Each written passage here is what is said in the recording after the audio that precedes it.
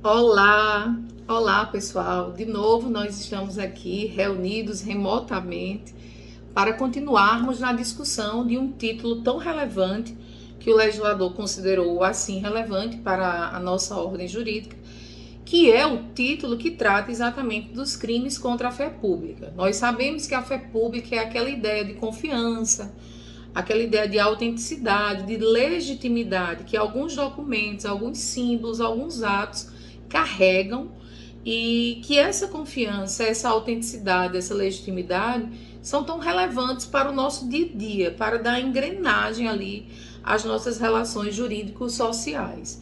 Então vamos dar continuidade, e eu diria que possivelmente a cereja do bolo aí desse título 10 é o capítulo 3º que nós vamos dar início agora.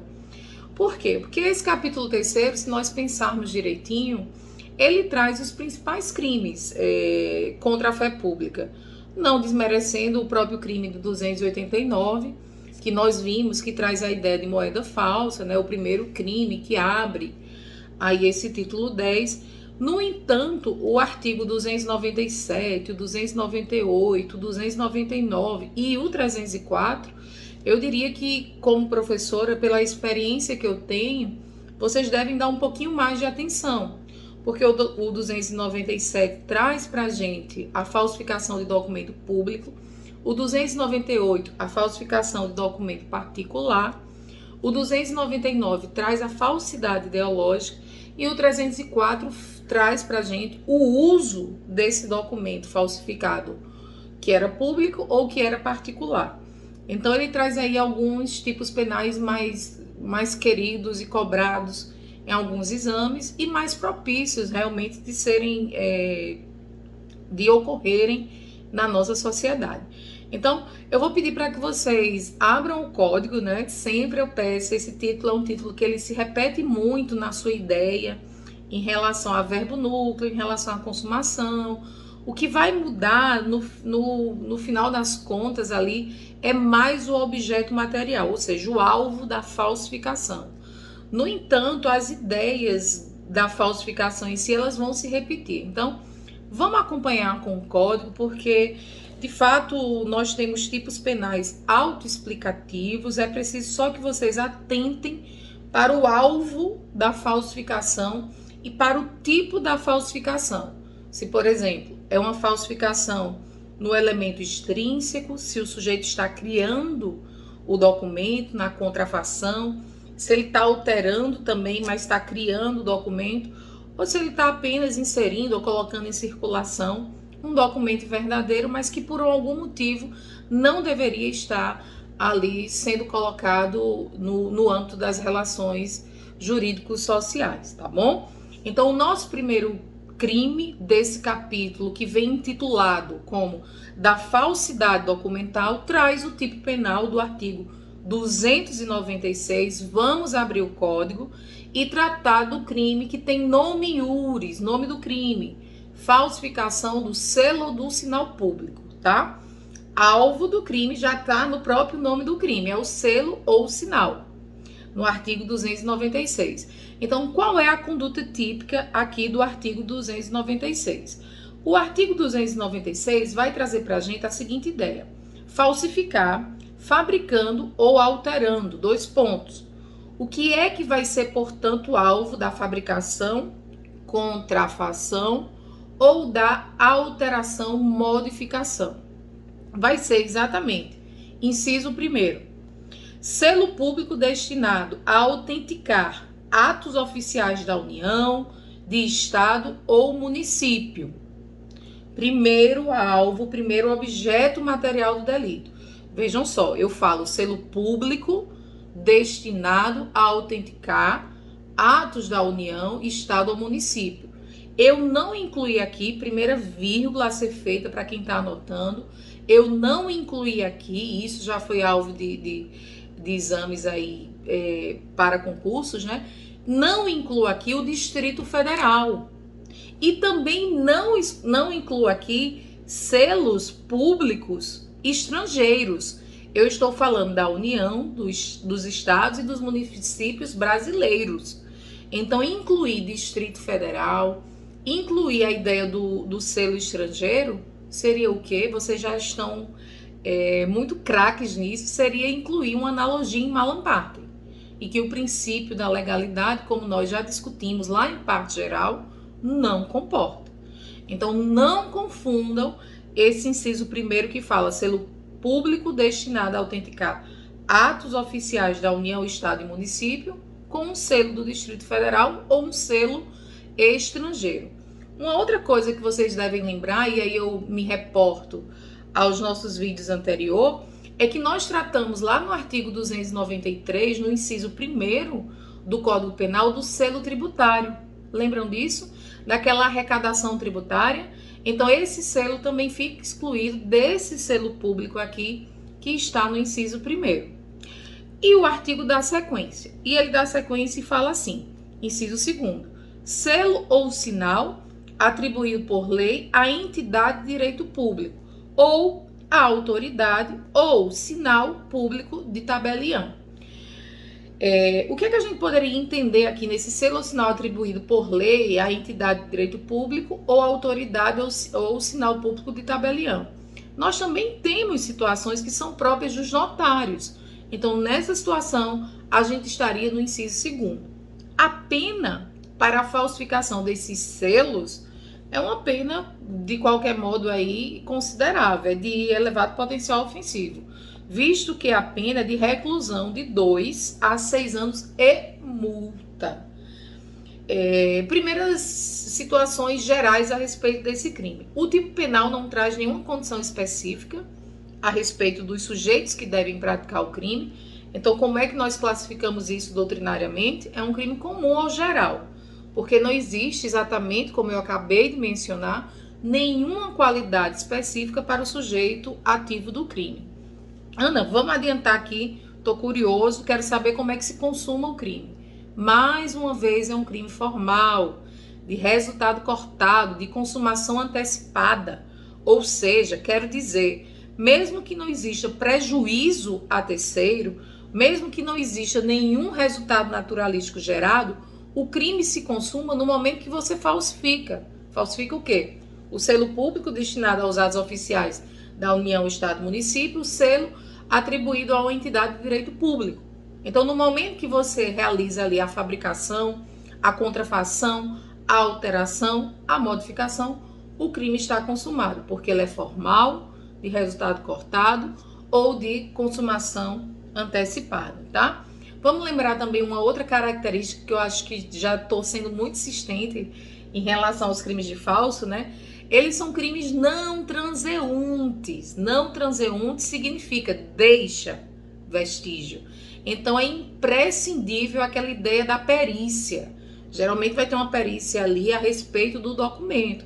Vai vir um especialista para verificar, por exemplo, a falsificação da nota, né, da moeda falsa, e aqui desse documento que traz esse selo.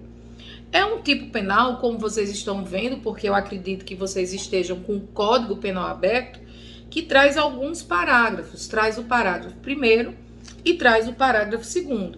E a ideia volta a se repetir. No parágrafo 1º, a gente tem aí uma ideia de condutas equiparadas. Então, o legislador traz para a gente que incorre nas mesmas penas, inciso 1º, quem faz uso do selo ou do sinal falsificado. Aí eu volto, insisto, repito.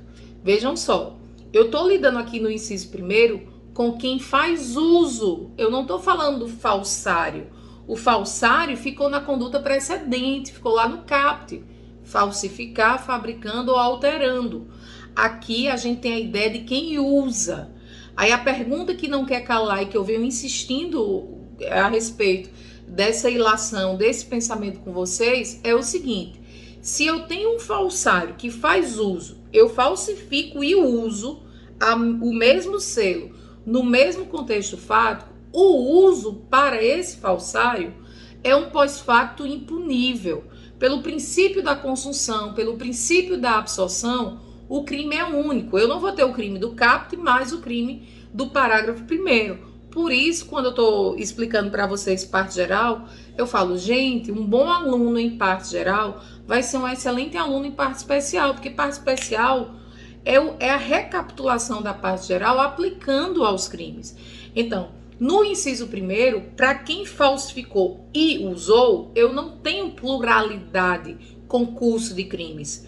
Eu vou ter, na verdade, um crime único do próprio artigo 296 e o juiz vai considerar esse uso posterior à falsificação como um fato posterior impunível. É lógico que ele pode considerar, além da falsificação, o uso como motivo para, durante a aplicação da pena, durante a dosimetria da pena, ele elevar a sua penalidade, mas o crime permanece único. Agora, o sujeito que, depois que alguém falsificou, só utilizou, aí sim é o sujeito que vai incorrer no inciso primeiro. Então, não esqueçam dessa ideia. O falsário no caput e o usuário aqui no inciso primeiro do parágrafo primeiro do artigo 296. Nós temos mais dois incisos. Vamos para o inciso segundo em primeiro momento. Então, incorre na mesma pena, já falei quem usou. Inciso segundo, quem utiliza indevidamente o selo ou sinal verdadeiro em prejuízo próprio ou em prejuízo alheio. Ana, não consigo visualizar uma situação em que quem utiliza indevidamente o selo ou sinal verdadeiro em prejuízo de outro, em prejuízo próprio ou alheio. É o seguinte, pessoal, nesse inciso segundo, nós temos um selo verdadeiro. Então vejam que a situação delitiva recai sobre o uso indevido e não sobre uma falsificação verdadeiramente, porque o próprio legislador traz para a gente quem utiliza indevidamente o selo ou sinal verdadeiro. Então aqui não há propriamente uma falsidade, há um uso indevido. E esse uso indevido, como eu venho reiterando para vocês, a ideia de uso indevido traz para a gente aquilo que eu já menciono desde outras aulas, que se configura como elemento normativo do tipo. É o juiz que vai averiguar, na situação pontual, se foi um uso indevido, uma utilização indevida ou não. Ana, mas eu não estou conseguindo vislumbrar uma situação em que alguém pode utilizar indevidamente o selo ou o sinal verdadeiro em prejuízo de outro ou em proveito próprio. Vamos imaginar o seguinte: imagine que uma entidade de ensino superior ou então de ensino fundamental utiliza um selo da República Federativa do Brasil, que é um selo que deve ser utilizado somente em documentação oficial pelo MEC, né, pelo Ministério da Educação, da Saúde. É pandemia para todo lado que veio na cabeça Ministério da Saúde. Então, imagine uma entidade que coloca um símbolo, um selo ou um sinal do próprio MEC, um brasão, quando não tem essa autorização para fazer.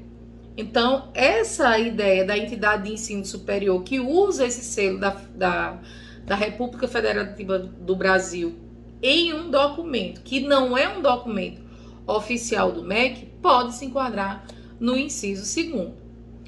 Já no inciso terceiro, observem, o legislador traz para a gente a seguinte ideia: quem altera, falsifica ou faz uso indevido de marcas, logotipos, siglas e quaisquer outros símbolos utilizados ou identificadores de órgãos ou entidades da administração pública. Mais uma vez, mutatis mutandis, a gente tem a mesma ideia. Interessante que esse artigo, ele foi modificado, não sei se vocês vão ter memória para isso, mas foi modificado pela Lei 9.983 de 2000. Então, a gente teve aí alguns acréscimos para que houvesse esse respeito a essas marcas, logotipos e siglas, né, ou símbolos desses órgãos que identificam a administração pública. O artigo continua e tem um parágrafo 2º, que também é um parágrafo que vem aí sendo repetido pelo legislador em outros crimes. Ele vai trazer uma majorante, já adiantando aqui para vocês, que é aquela majorante do funcionário público. Então, se o agente é funcionário público e comete prevalecendo-se, ou seja, valendo-se com facilidade em relação à sua própria função, ao seu cargo, a gente tem o aumento, aquele velho aumento, insistente aumento da sexta parte. Então vejam, o crime, apesar de ser comum, apesar de ser um crime geral, qualquer um pode praticar o delito. No entanto, quando o agente for funcionário público, prevalecendo-se da função, ou seja, valendo-se da função, tendo uma facilidade para a prática do crime, porque se valeu da função, nós vamos ter aí uma causa de aumento de pena, uma majorante de 1/6, que é a sexta parte aí, e o juiz na terceira fase, lá na dosimetria da pena, ele vai poder aplicar esse aumentozinho e inclusive ultrapassar a pena a um limite máximo da pena máxima em abstrata, tá? Então, só para fechar aqui, recapitulando, é um crime autoexplicativo, é um crime comum, geral, não tem uma qualidade especial para o sujeito, formal, consuma-se independente de qualquer prejuízo, a terceiro, a obtenção de vantagem. Então, a partir do momento que o sujeito falsifica aquele selo ou aquele sinal, ocorre o crime. Deve existir o elemento, como sempre, o elemento genérico de todo delito falso, que é o dolo. Admite-se tentativa, na hora que o sujeito está ali falsificando, alguém pode interrompê-lo, e a ação penal é pública e incondicionada. Então não é um crime difícil, é apenas atentar para selo ou sinal ou símbolo inerente ali à administração pública que pode ser usado ou falsificado, tá bom? No artigo 297, dando sequência ao nosso estudo, nós temos o nome iuris do crime, falsificação de documento público. Esse crime aqui eu peço uma atenção especial de vocês, tá? Talvez seja, dentre os crimes de falso, o maior, no sentido de que merece uma atenção mais pormenorizada de vocês. Então, tentem analisar não só o artigo de lei, que não é um artigo pequeno também, mas tentem compreender a ideia do que é documento público. Mais uma vez, é o objeto material, é o alvo da falsificação, é o diferencial aqui, é compreender essa definição de documento e de documento público, mas a ideia é a mesma. Então, o artigo 297 não traz uma conduta necessariamente nova, vai trazer um objeto material novo. E o legislador diz assim no caput: falsificar no todo ou em parte documento público ou alterar documento público verdadeiro. Então, a primeira parte, a gente tem de fato uma falsificação. Falsificar no todo ou em parte um documento público. Na segunda parte, a gente tem a ideia aqui de alterar um documento que na sua origem ele é verdadeiro. Então, vamos imaginar, Ana, a dicção do legislador é de fácil compreensão. Falsificar no todo ou em parte o documento público ou alterar o documento público verdadeiro. Mas me dê um exemplo para que eu possa verificar como ocorre essa falsificação no todo. Então, vamos imaginar aqui. Falsificar no todo o documento público. Imaginem que eu peguei minha habilitação, minha carteira nacional de habilitação, de guiar, né, de dirigir, e eu fabriquei uma habilitação. Então, eu estou falsificando no todo um documento público. Ana, e quando o legislador disse assim, falsificar em parte um documento público, o que é que ele quis dizer? Imagine que eu consigo, de algum modo, subtrair de algum órgão público um espelho, né, um documento ali, uma base de um documento público, e eu preencho aquele documento público com elementos falsos. Então, eu estou criando um documento público falso, mas em parte, porque eu já tenho o esboço ali, eu já tenho o espelho, mas eu estou ali criando o documento falso em parte. Então, é isso que o legislador quer colocar. Agora, eu preciso já de antemão fazer uma ressalva, apesar de ser um artigo que a gente vai falar mais à frente. Para que eu crie esse documento público em parte, pegando esse espelho, é preciso que eu não seja a autoridade, a pessoa responsável para o preenchimento daquele documento. E isso já vou adiantar aqui para vocês, porque vai ser um crime de fácil explicação. Se eu sou a pessoa autorizada, se eu sou a pessoa legítima para preencher aquele documento, mas eu preencho com conteúdo falso, a falsidade ela é uma falsidade intelectual, ela é uma falsidade da ideia, porque o documento na sua forma vai ser verdadeiro. Um exemplo aqui bem fácil, eu sou capaz, eu sou autorizada a dar uma declaração para vocês de presença na minha aula. Se vocês não estiveram presentes e eu preencho dizendo que alguém esteve presente e assino, esse documento na sua forma, ele é verdadeiro. Porque quem é que poderia dar essa declaração para vocês? A professora. Então a professora diz, no dia 21 de junho de 2021, Cicrano de tal esteve presente na aula dos crimes contra a fé pública da professora Ana Clara. E eu mesma certifico ali e assino. Então, essa declaração quem pode dar sou eu. Então, eu sou o responsável pelo preenchimento. Quando o sujeito ele é responsável pelo preenchimento e, no entanto, somente o conteúdo, somente a ideia é que não corresponde à verdade, vocês acabaram de aprender a ideia do artigo 299 da afamada falsidade ideológica.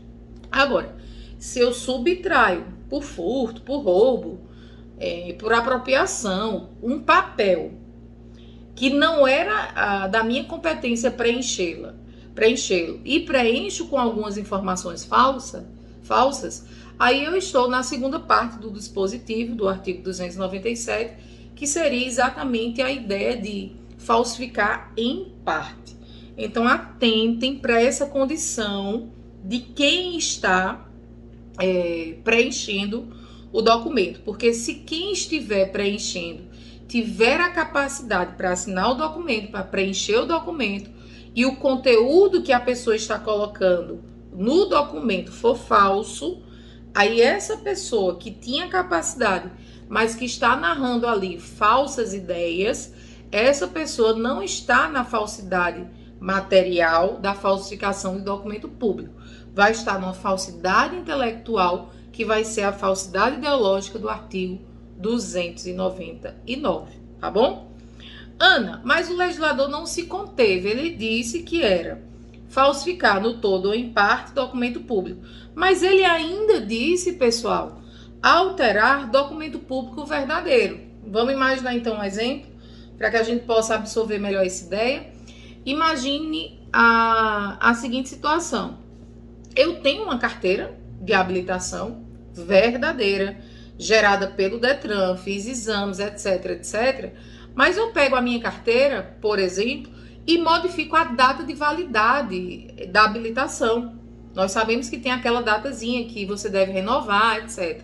Então, vejam, o documento é verdadeiro, mas como eu altero algo daquele documento, eu modifico algo como a data de validade daquela habilitação, eu estou na última parte do artigo 297, que seria alterar o documento público verdadeiro, tá bom? A pena para esse crime é de 2 anos a 6 e multa. Nós estamos aí diante de um crime de elevado potencial ofensivo. Dificilmente o agente vai conseguir se valer das benesses da Lei 9.099 de 95, que traz aí o procedimento do GECRIM, que traz a transação. Então, essas ideias aqui não vão ser aplicadas, tá bom? No parágrafo 1º, nós temos aquela mesma ideia da majorante. Vejam como se repete. Se o agente for funcionário público e comete o crime prevalecendo-se do cargo de funcionário público, aumenta-se da 6ª parte. Então, o parágrafo 1º para a gente não é novidade. E esse parágrafo, ele geralmente se repete em todos os delitos falsos. Quando o funcionário público praticar o crime, vai haver uma majorantezinha da 6ª parte. No parágrafo 2º, nós temos, para efeitos penais, equiparam-se. Isso, gente, quem tiver com código, grife, porque as provas tendem a colocar o parágrafo 2º, porque geralmente na nossa mente, o parágrafo 2º não seria documento público. A gente pensa geralmente no parágrafo 2º como documento privado, como documento particular. E, no entanto, o legislador colocou como documento público. Escolha a opção, está como documento público. Então, prestem atenção, se vocês falsificam documento público emanado da entidade paraestatal. O que é a entidade paraestatal? Vocês sabem, terceiro setor, os S's, né? Aí nós temos SESC, SESI, SENAI, ou mesmo de organizações não governamentais, o título ao portador, transmissível por endosso, ações de sociedade comercial anônima, e aí a gente vai lá para o direito civil, ou livros mercantis, e aí poderia ser o livro diário, livro caixa, livro estoque, etc. E testamento particular. Cuidado, não esqueçam. A doutrina vai chamar também de hológrafo, né? O testamento particular. Gente, esses documentos, geralmente, a gente tem na mente que são privados, particulares. Mas o legislador inseriu aqui, no artigo 297, então a falsificação desses documentos de identidade paraestatais, SESI, título ao portador transmissível por endosso, documentos de sociedades comerciais, livros mercantis e o testamento particular são equiparados aí a documento público, tá bom? É interessante que vocês lembrem, mais uma vez, é um crime formal, admite tentativa. Aquela ideia também da falsificação grosseira, que a gente falou lá no início, na primeira aula, quando não tem a capacidade de realmente iludir e que tu ocule, se percebe a falsidade, então vai excluir o crime, porque é crime possível. A ação também é pública e incondicionada. Então, esses elementos gerais também se aplicam aqui à ideia de falsificação do documento público. Agora, vocês poderiam me perguntar, Ana, e esse documento público? Me explique melhor essa ideia. Vamos entender. Nós estamos lidando aqui, pessoal, no artigo 297, com uma falsificação material. Eu falei isso na primeira aula. A falsificação material recai sobre os elementos extrínsecos, né? Sobre a exterioridade do documento. Aí vocês poderiam me perguntar, mas Ana, tem também um documento público verdadeiro. Ok, no documento público verdadeiro vai ser ali alterado, né? Então tem um elemento normativo que o juiz vai verificar a alteração. Mas em geral nós estamos lidando com falsidade material, ou seja, que diz respeito ali aos elementos extrínsecos do documento em si, tá? Ô Ana, existe um conceito em direito penal a respeito de documento? Existe. Vamos anotar. Eu vou dizer aqui 3 características principais para que vocês compreendam o conceito de documento para fins penais. Então, documento para fins penais deve ter forma escrita. Primeira característica. Segunda característica, deve ser elaborado por uma pessoa determinada.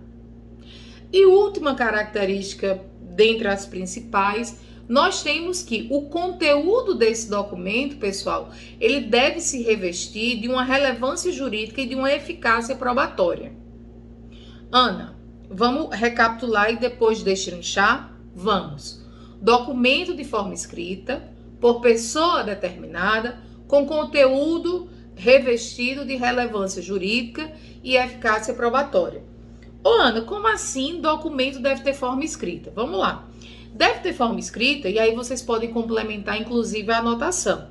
Deve ter forma escrita e deve vir escrito, geralmente, em coisa móvel. Coisa móvel no direito penal é aquela passível de deslocamento. Ana, então me dá um exemplo. Deve vir escrito em papel, pergaminho, papiro, né? Antigamente, uma tela. E deve ter ali uma certa permanência. Então, deve vir escrito por tinta, lápis. Vou até colocar aqui uma tinta, supondo um sangue, né?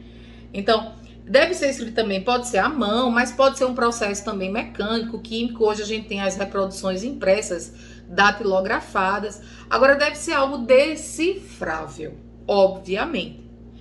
A elaboração por pessoa determinada significa, pessoal, que o autor da declaração deve ser identificado ou identificável, porque geralmente os escritos apócrifos, né, que não contém ali uma condição, apócrifo que não é assinado, mas não basta não ser assinado, basta no sentido um pouco mais amplo, pode até não ser assinado, mas se identificado vale. Agora, o que não vale é não ser assinado e não termos condições de identificar aquele documento.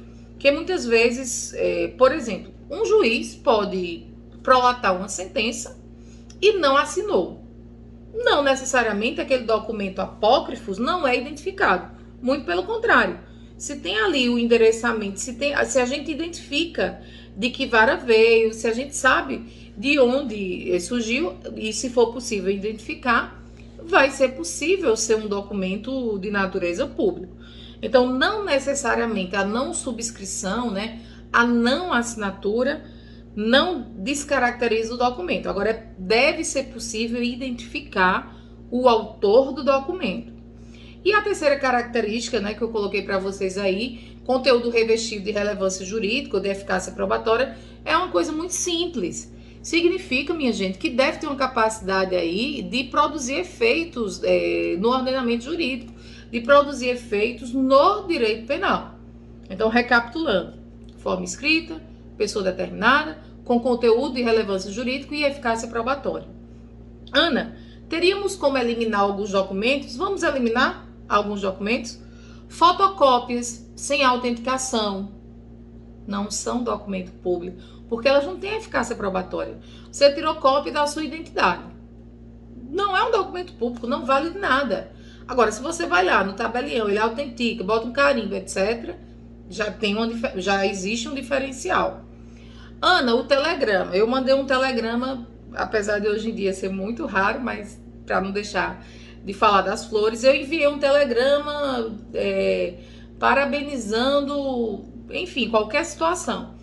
Ana, quem é que vai reproduzir o telegrama? É um funcionário das empresas de correio e telégrafo. Um funcionário público. Mas ele está ali, ó, reproduzindo uma ordem privada. Quando ele reproduz uma ordem privada, não se torna pública. A não ser que, de fato, seja uma ordem proveniente de um outro funcionário público que está no exercício das suas funções, está reproduzindo para aquele funcionário do ECT, né, da empresa de correios e telégrafos, e ali aquele funcionário altera, tá? Fotografias, Ana, desenhos, fotografias isoladas. Se não tiver junto de um documento em si, vale? Não. Então, fotografias isoladas por si só não vale. A não ser que estejam afixadas, né, em um documento autenticado ou em documento válido como público. Aí vale. Sua foto na carteira de identidade. Sua foto faz parte, então vale. Agora, a foto por si só, um desenho, uma pintura, uma palavra escrita em um muro, estátua, rocha, parede, isso não tem serventia, isso não se enquadra na ideia de documento público, tá bom? Então, vamos lembrar dessas situações. Agora, isso não significa que essas situações, né, de pinturas, de fotos isoladas, se sofrerem alguma alteração, não podem ser alvos de outros crimes. Nós temos, vamos refletir um pouco, nós vimos lá no artigo 163, o crime de dano. Então, se alguém altera ali determinada estátua, pintura, desenho, foto, dependendo da situação, aquela alteração pode ser o artigo 163, destruir, deteriorar coisa alheia. Então, o crime de dano, propriamente dito, do 163. Pode ser um furto, artigo 155. Se você conseguir deslocar a coisa e subtrair para você, nada impede também que possa ocorrer uma fraude processual. Existiu um desenho, uma pintura em um processo e você gerou ali alguma alteração. Nós vamos ver mais à frente o artigo 347 do Código Penal, que traz a ideia de fraude processual, tá bom? Mais uma vez, é um crime não transeunte, deixa vestígios. Vai ter que existir a perícia de corpo e delito ali, o exame de corpo e delito para comprovar a falsificação. É um crime formal, se consuma exatamente como eu já mencionei, com a falsificação, com a alteração, admite tentativa, a ação é pública incondicionada. A regra é que a competência da Justiça Estadual, exceto nos famosos casos do artigo 109, né, da nossa Constituição Federal, inciso 4º, que traz a competência da Justiça Federal quando o documento tocar a União, tá bom? Recapitulando, documento público é um documento criado pelo funcionário público, nacional ou estrangeiro, no desempenho de suas atividades. E deve ser, pessoal, em conformidade com as formalidades que a lei estabelece para aquele documento público. Se vocês me perguntassem, Ana, quais são as características principais para que exista esse documento público? Primeiro, a qualidade do funcionário público, que vai elaborar o documento. Segundo, criar o documento no exercício das suas funções. Então, eu tenho capacidade de dar a declaração de presença em aula para vocês, porque eu sou funcionária pública, vocês são os melhores, os alunos na nossa Universidade Federal da Paraíba. Então, esse documento vai ser criado por uma funcionária pública no exercício da sua função, a declaração de presença. E eu devo cumprir as formalidades, não é que eu posso fazer essa declaração, né, de presença de vocês de qualquer modo. Agora, se vocês estão aí com algumas dúvidas, existem na doutrina algumas subdivisões desse documento público, que na verdade essa subdivisão não é muito relevante em termos de tipicidade. Quero dizer, não vai alterar, vai continuar se enquadrando no artigo 297. Mas essa subdivisão que eu vou falar para vocês, ela pode interferir aqui na ideia de dosimetria de aplicação da pena. Então, existem documentos que são formal e materialmente públicos, ou seja, formal e substancialmente públicos, que foram criados por funcionário público no desempenho das suas funções e com conteúdo e relevância jurídica de direito público. Ana, me explica isso melhor. Vamos pegar qualquer documento aí que é atinente dos poderes, do executivo, do legislativo, do judiciário. São documentos que, na sua forma, foram criados por funcionários públicos no exercício da sua função e ainda tem um conteúdo de documento público. A contrário senso, existem documentos formalmente públicos, mas que trazem no seu bojo uma matéria privada, uma matéria particular. Ou seja, eles foram elaborados também por funcionário público, também no desempenho de suas funções, mas tem um conteúdo particular, um conteúdo privado. Ana, não estou conseguindo visualizar. Uma escritura simples de compra e venda de um bem particular, que vai ser reconhecido por um tabelião, que é funcionário público ali, mas que vai ser uma escritura particular. Então vejam, a depender do conteúdo, a gente pode ter um absolutamente público ou um formalmente público com esse conteúdo privado. Então não esqueçam disso. Muita gente se questiona, pessoal, a respeito de uma cópia de um documento particular que vai ser ali retirado, extraído de um tabelião, se ele é público ou se ele é privado. Vamos lá. Se você retira a cópia de um documento privado, particular, extraído por tabelião, ele não se transforma em público. Agora, muito cuidado e atenção. Se a falsificação for especificamente em relação ao selo de autenticação daquele documento ali, pode ocorrer o que a gente viu anteriormente no artigo 296, inciso 2º, a falsificação do selo ou do sinal público. Então, para repetir, você copia um documento privado que vem extraído de um tabelião. Esse documento privado extraído de um tabelião não é um documento público. Agora, se você falsifica aquele selo de autenticação daquele funcionário, daquele tabelião, daquele notário, aí a gente tem um crime anterior, a falsificação do selo ou do sinal público, tá bom? Não acabou aí. Nós temos o parágrafo 3º, a figura equiparada. Nas mesmas penas incorre quem? Aí agora quais são os verbos? Insere ou faz inserir. Nas mesmas penas incorre quem? Insere ou faz inserir. Inciso 1º, na folha de pagamento ou em documento de informações que seja destinado a fazer prova perante a Previdência Social. Pessoa que não possua qualidade de segurado obrigatório.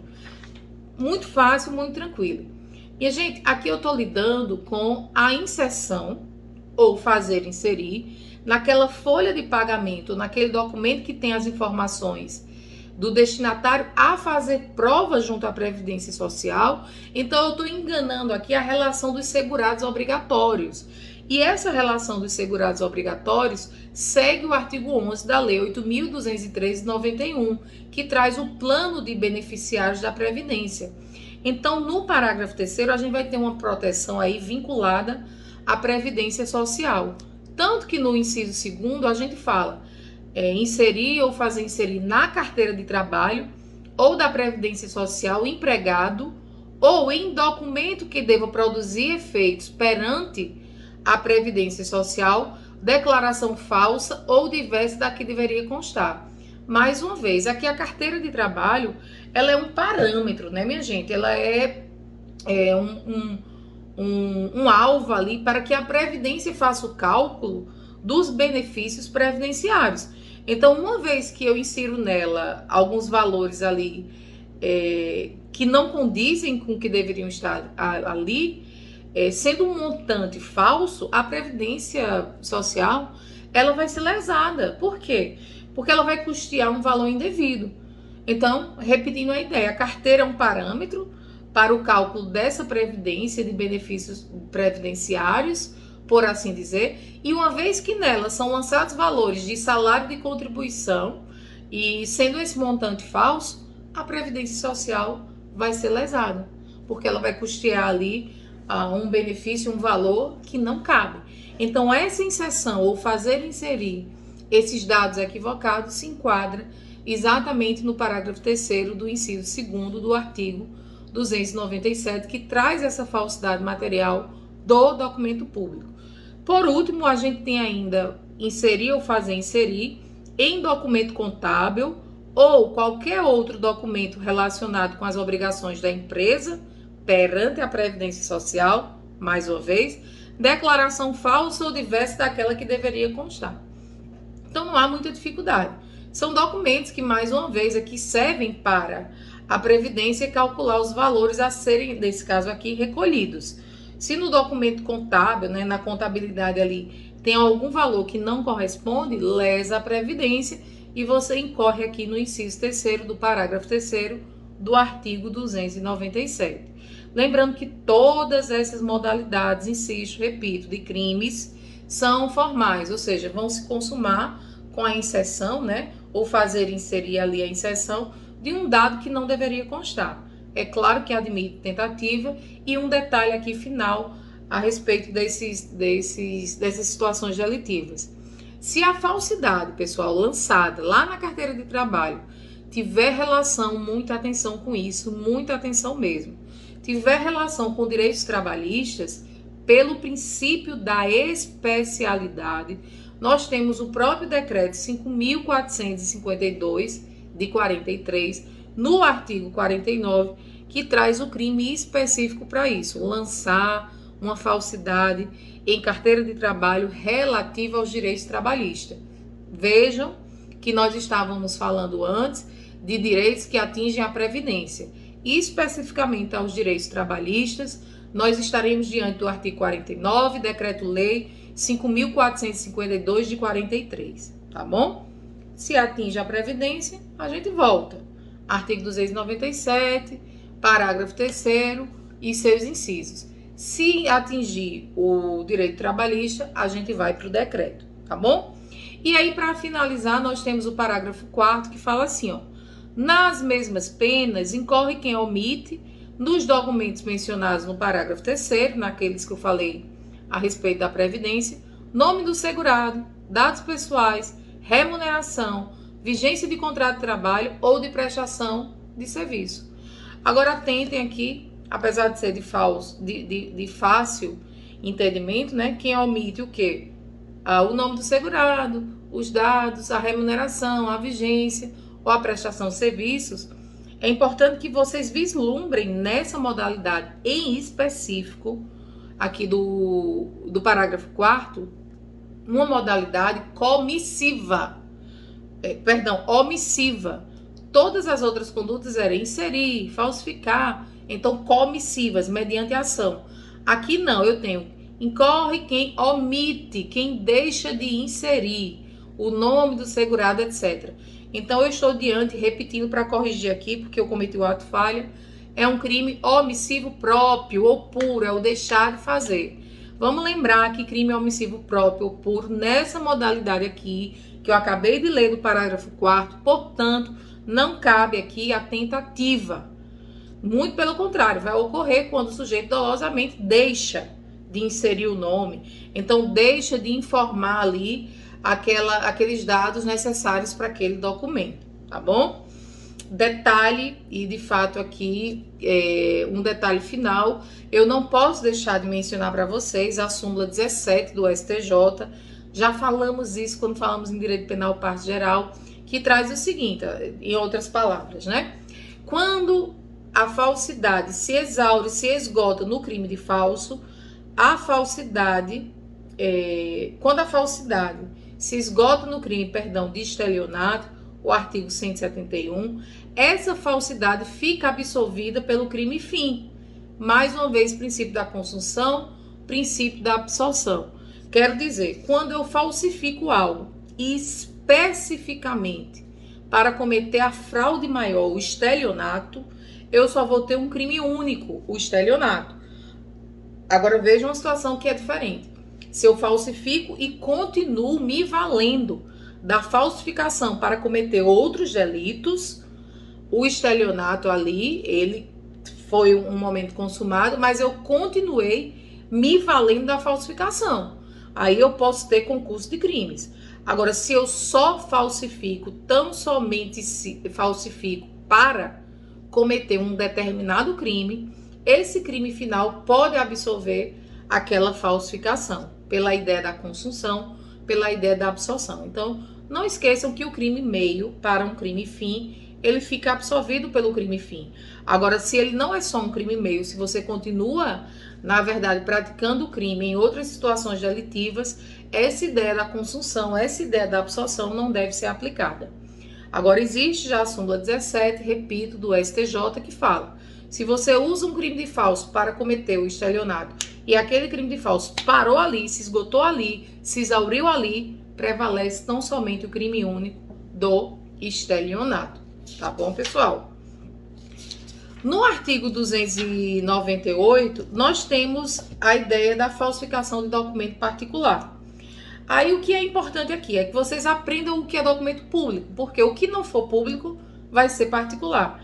Então, o conceito de documento particular é um conceito via negação, é um conceito negativo, é um conceito via de exclusão. Todos os documentos que não forem os públicos e aqueles equiparados, o testamento particular, por exemplo, todo esse restante vai ser documento particular. O que é que diz o artigo? A mesma coisa, falsificar no todo ou em parte documento particular ou alterar documento particular verdadeiro.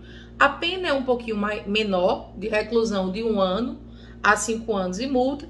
E nós temos o parágrafo único que fala: para fins do disposto nesse caput, equiparam-se a documento particular, isso foi em sessão recente, o cartão de crédito ou de débito. Então, gente, destaquem aí quando estiverem estudando para os concursos, para a OAB, lembrar dos equiparados. Equiparado a documento público, a gente viu lá, das paraestatais, o testamento particular. E aqui, igualado, equiparado a documento particular e não ao público, nós temos aí o cartão de crédito e o cartão de débito, tá? Muito fácil, a conduta é a mesma, vou falar genericamente aqui da classificação. É um crime comum ou geral, pode ser praticado por qualquer pessoa.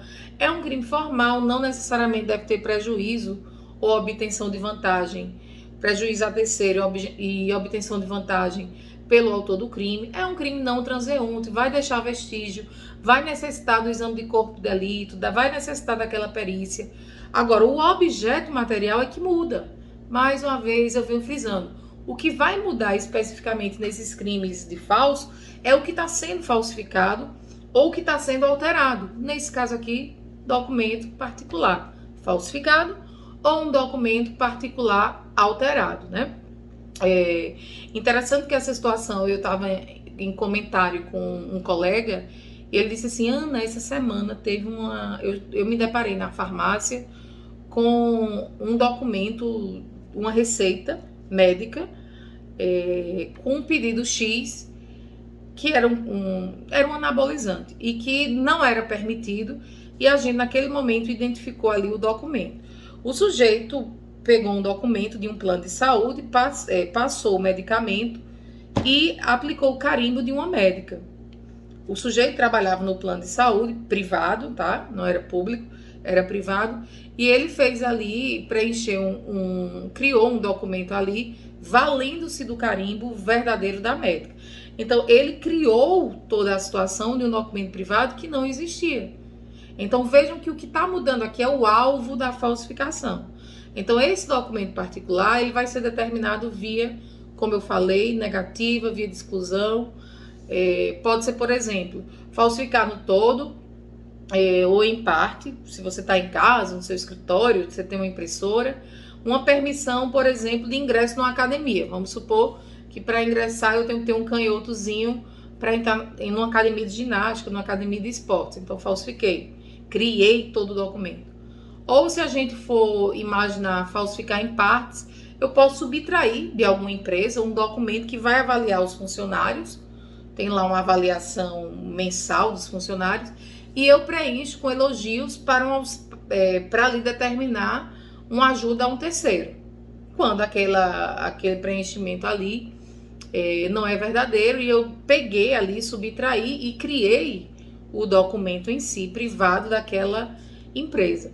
Então, atentem para essa natureza jurídica do público e do privado, tá? Lembrando que, mais uma vez, se o sujeito que está preenchendo o documento, ele tem a autorização, ele é a pessoa legítima para preencher, eu não vou estar diante de uma falsidade material, eu vou estar diante de quê? De uma falsidade ideológica do artigo 299 do Código Penal, que traz mesmo nome iuris esse crime de falsidade ideológica, tá? Só um detalhe aqui, para a gente não deixar de falar das flores. Se você estiver falsificando o documento para fins eleitorais, o próprio Código Eleitoral, aí vamos lembrar, a Lei 4.737 de 65, traz lá no artigo 349 a ideia de falsificar o documento para fins eleitorais, tá? É lógico que esse crime aqui exige o dolo, e aqui nessa situação a gente não tem a tentativa e a ação ela vai ser pública e incondicionada, tá? Aí agora adentrando na cereja do bolo, na falsidade ideológica em si, nós temos o artigo 299 que traz omitir em documento público ou particular a declaração que nele deveria constar, vejam só, omitir em documento público ou particular, declaração que nele deveria constar. Então, eu sou a pessoa que sou responsável para confeccionar o documento e eu deixo de informar algo. É a primeira parte. A segunda parte é inserir ou fazer inserir declaração falsa ou diversa da que deveria estar escrita ali, ó, com o fim de prejudicar direito, então tem um fim específico, um elemento subjetivo específico, criar obrigação ou alterar a verdade sobre fato juridicamente relevante. A pena é de 1 a 5 anos e multa se o documento é público e a pena é de 1 a 3 anos se o documento é particular. Então vejam que a falsidade ideológica, esse preenchimento ali do documento, pode ser o preenchimento de um documento público, pode ser um preenchimento de um documento particular, por quem tem direito de preencher, mas é no preenchimento, no conteúdo, na ideia que vai morar a falsidade. Então não tem dificuldade para entender a falsidade ideológica. Por exemplo, você deve assinar, você assina num documento, eu passo uma lista de presença, você assina o nome de um colega que não está presente. O documento é verdadeiro na sua forma extrínseca, na sua forma exterior. Eu criei o documento e eu assino o documento, ao final com minha lista de presença. Agora, você faz inserir ali algo que você não tem, que não há veracidade sobre aquela informação. No parágrafo único, só para também não deixar de mencionar, a gente tem a mesma ideia. O funcionário público que comete o crime, prevalecendo-se da função ou da falsificação, alteração, de assentamento de registro civil, aumenta-se de 1/6. Então, a gente tem no parágrafo único, pessoal, mais uma vez a majorante, tá? Vamos lembrar que o documento, que eu preciso insistir nisso, o documento ele é formalmente verdadeiro. Mas o que vai existir aqui na falsidade ideológica de diferente é o conteúdo, porque é esse conteúdo, essa ideia que vai divergir da realidade. Então, é um falso que a doutrina até vai chamar, e você pode encontrar no doutrinador pelo qual você está estudando, né, fazendo seus resumos, você vai encontrar que é um falso ideal, um falso moral, um falso intelectual. Por exemplo, um tabelião tem o condão de dar uma escritura pública. Eu chego lá no tabelião e eu digo que sou solteira quando eu sou casada. Então eu estou fazendo inserir naquela escritura pública, minha gente, uma informação que vai desfavorecer os direitos do meu cônjuge. Porque eu estou dizendo que eu sou solteira quando eu sou casada. Mas o documento, a escritura pública, na sua forma, né, formalmente ele é verdadeiro. Ele é inclusive assinado pelo tabelião, que é a pessoa capaz de emanar, de gerar aquele documento. Mas o conteúdo dele é falso. Então percebam, o documento é, na sua forma genuína, material, verdadeiro. A pessoa que nele configura como autor, o destinatário, realmente é a pessoa que deve emanar, que deve lançar o documento. Agora, o conteúdo dele é que é falso, o que é totalmente diferente do que a gente viu no artigo 297 e no 298, que traz falsidade documental e falsidade privada, que trazem falsidades materiais, que afetam a autenticidade, né, do próprio documento. A forma exterior, eu estou criando um documento. Então é totalmente diferente. Porque a falsidade ideológica, insisto, repito, afeta somente a ideação, o conteúdo. Mas na sua forma, quem está redigindo ali o documento tem capacidade, tem legitimidade para confeccionar, tá? Só para alguns detalhes aqui, para vocês podem encontrar em algum exame, em algum livro. O STJ, tá, já declarou, já decidiu que a declaração de pobreza, que inserir dados inverídicos em petições judiciais, como isso vai ser averiguado durante o processo, né? Isso não configura a falsidade ideológica, porque a gente ainda vai ter um debate em juízo sobre essas informações. Agora eu queria trazer para vocês uma situação aqui que pode acontecer, vocês podem se deparar com essa situação, que é em relação ao papel em branco. Tá? Vamos supor que você recebe um papel em branco e você insere naquele papel em branco, mas que tem uma assinatura lá no final, você insere algumas informações falsas. Como é que a gente pode, então, visualizar essa situação do papel em branco com determinada assinatura no final? Vamos supor, você trabalha para determinada pessoa e essa pessoa deixa uma folha em branco, mas já assinada, preenchida ali com autorização, subscrita lá com a pessoa legítima para emanar para dar aquele papel, né? Então vamos imaginar aqui 3 situações. Como é que o papel chegou até você? Então, se o papel em branco, mas estava assinado lá, chegou legitimamente para você, você não subtraiu, você não roubou, mas você insere informações falsas, né? Mas se você tiver a autorização para confeccionar, mas inseriu elementos falsos, então eu sou a pessoa legítima para confeccionar o documento, mas eu inseri informações falsas, eu estou, tipicamente, o artigo 299, a falsidade ideológica.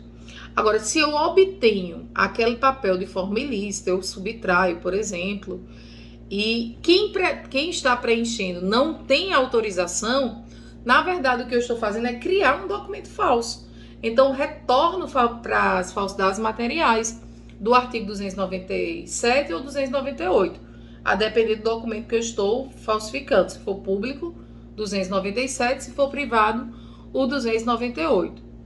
Agora, se aquele papel chega para mim licitamente e depois o signatário, aquela pessoa que tinha me autorizado, que tinha o condão de fato de autorizar a confecção daquele documento, retira de mim aquela autorização e mesmo assim eu o preencho, eu volto para a falsidade material. Porque, na verdade, não sou eu que sou o signatário, a pessoa responsável para produzir o documento e a pessoa que era responsável tirou a autorização que ela previamente tinha dado e eu estou ali por cima daquela autorização, criando o documento, preenchendo o documento, então eu volto para as falsidades materiais, ou documento público ou documento privado. Vou falar aqui, de fato, bem rápido, porque são crimes que vão mudando, como eu falei, o objeto material. Nós temos no artigo 300 o falso reconhecimento de firma ou letra. Nós temos no 301 a falsificação ou ou dar um atestado ou certidão ideologicamente falso, mas eu quero primeiro que vocês atentem para o artigo 300, que é reconhecer como verdadeiro, no exercício da função pública, firma ou letra que o não seja, tá? Essa é a dicção do legislador. Reconhecer como verdadeiro no exercício da função pública, firma ou letra que o não seja. Reconhecer é declarar, é proclamar, é autenticar como verdadeiro no exercício da função pública, ou seja, nós estamos diante, já detalhando, de um crime próprio especial. Aqui o agente vai ter que ser um tabelião, um agente consular, que é quem pode efetivamente dar esse reconhecimento. Se não tiverem, aí detalhe, no exercício da função, tiverem de férias ou nem tiver competência, por exemplo, aí nós voltamos para o artigo 299, tá? E se for um particular que falsifica essa assinatura do tabelião, vai ser uma falsidade material, então voltamos para aquelas ideias do artigo, por exemplo, 298, e que ele vai aqui, o alvo vai ser a firma, que é uma assinatura por extenso, pode ser abreviada, ou letra, que é um sinal gráfico ali representativo do vocábulo da linguagem escrita. Então, a pena que é de reclusão de 1 a 5 anos e multa, lógico, se o documento for público, e de 1 a 3 se o documento for particular. Vejam que a gente tem um crime de mero potencial ofensivo e a gente vem seguindo aí uma ideia das legislações alienígenas estrangeiras que consideram a falsificação de teor público mais grave que a falsificação de teor privado.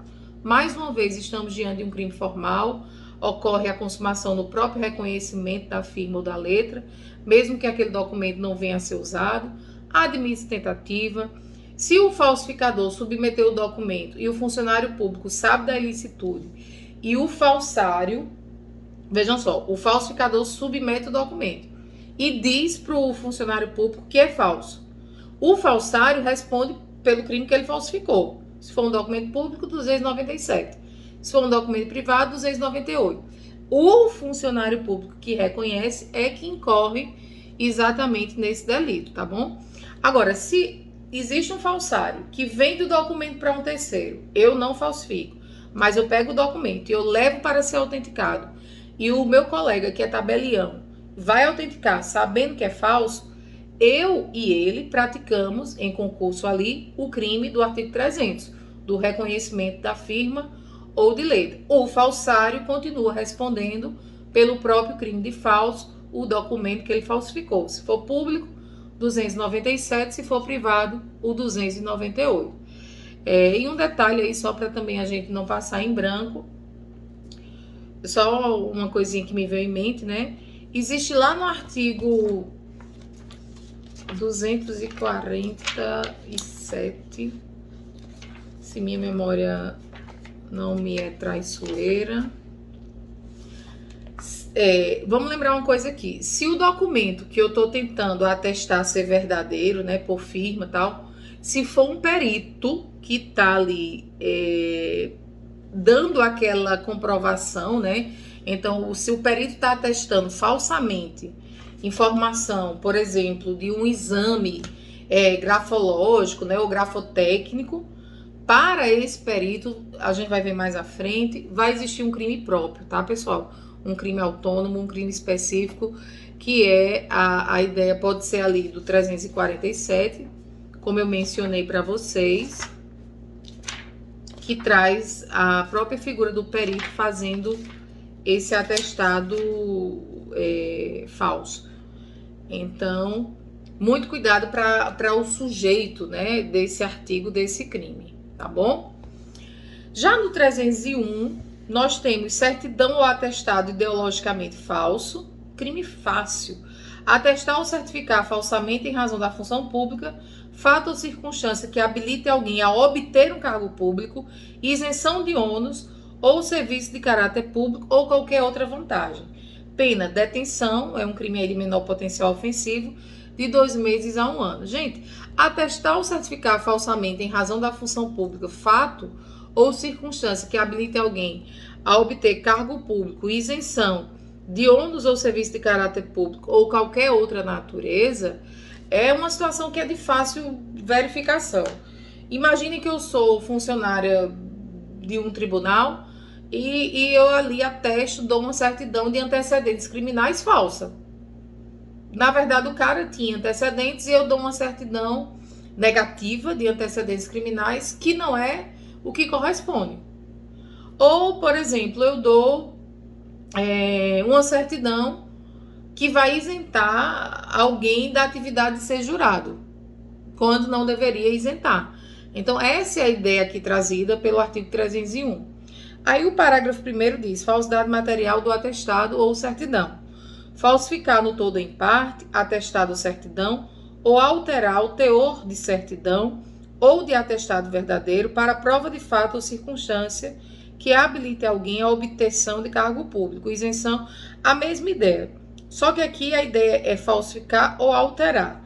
Na anterior era atestar ou certificar. Então vejam que aqui é a criação. Se você de fato falsifica a certidão, se você de fato atesta, você tem o parágrafo 1º. Para você ter o caput, quem está praticando o delito é o funcionário. Então, mais uma vez, eu vou ter um documento que, na sua forma, ele é genuíno, mas o conteúdo é que é falso. No parágrafo 1º, você tem a contrafação, você tem a criação do documento. Então, aqui eu não vou ter necessariamente o funcionário público, eu vou ter alguém que está criando o documento por si só. Tanto é que a pena aqui ela é bem maior, ela é de 3 meses a 2 anos. Se o crime for praticado com fim de lucro, aplica-se a pena privativa de multa. É um crime no caput próprio, ele é formal, ele se consuma quando você atesta, certifica, mesmo que não exista prejuízo, mesmo que não exista possibilidade de vantagem. E aqui a gente tem também a possibilidade ainda de tentativa, tá? Vou finalizar com o último crime, a falsidade do atestado médico, que está no 302, também um crime muito fácil, porque já estamos aí com 1 hora de vídeo.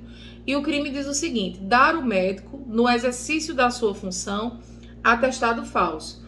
Um crime aqui de menor potencial ofensivo, nós temos uma pena de detenção de 1 a 1 ano. Parágrafo único: se é cometido com fim de lucro, aplica-se também a multa. Gente, aqui é o próprio médico, no exercício da sua função ali, atestando falsamente algo. Então, é autoexplicativo. Não tem muita coisa a falar. O crime se consuma no momento em que o médico está fornecendo ali o atestado falso, independente de futuras consequências. A ação é pública e incondicionada. Então, atentem para o objeto da falsidade.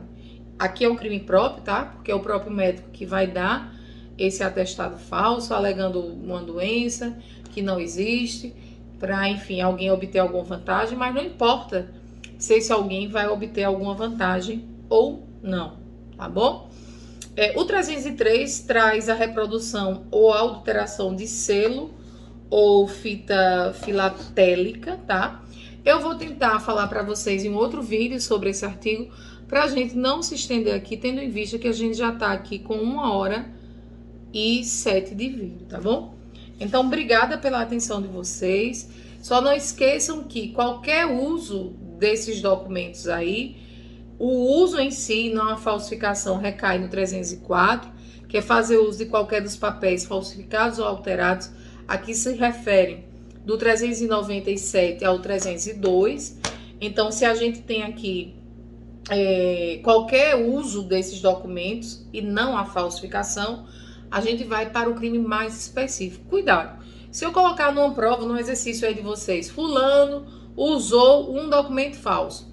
Ana, ele usou um documento público falso, 297. Não, a gente tem o 394, que traz uma pena bem interessante, né? É um preceito secundário remetido, é uma norma penal em branco ao revés, porque a pena fala, a pena combinada à falsificação ou à alteração, ou seja, quando você usa um documento falso, você incorre no 304. Agora, como é que eu sei a pena para o meu uso do meu documento falso? Você só sabe a pena identificando o objeto material. Então, mais uma vez, o que é imprescindível nesses crimes que a gente aqui acabou de visualizar no capítulo 3º é identificar qual é o alvo da falsificação. Já que a gente se alongou um pouco mais, só para de fato, e agora ficarmos tranquilos, né? Não deixar de falar de todas as flores do jardim. Eu queria lembrar para vocês que no 305 a gente tem também um crime de supressão de documento, que é praticamente um crime de dano dos documentos, por assim dizer, porque o 305 ele traz destruir, suprimir ou ocultar em benefício próprio ou alheio ou em prejuízo de terceiro o documento público ou o documento verdadeiro de que não poderia dispor. Então, a mesma coisa que eu falei, se no 304 a gente tem o uso, pessoal, no 305 a gente tem a supressão, o dano. Então, muito cuidado. Falsificar é uma coisa que vai estar nas falsidades que a gente viu, no 297, 298, se for uma falsidade material, no 299, se for uma falsidade ideológica. O uso está no 304 e a supressão, a destruição, o dano, por assim dizer, em lato sensu, né, de forma mais ampla, o dano desses documentos está no 305. Tá? Então, assim a gente encerra essas lições aí, dentro dos elementos gerais a respeito dos crimes de falso do capítulo 3º. Então, eu aguardo vocês nos próximos vídeos e conto com o auxílio de vocês para que, detalhando os estudos a respeito dos crimes, possam nas futuras aulas dirimir eventuais dúvidas, tá bom? Então, muito obrigada pela atenção e até o próximo vídeo.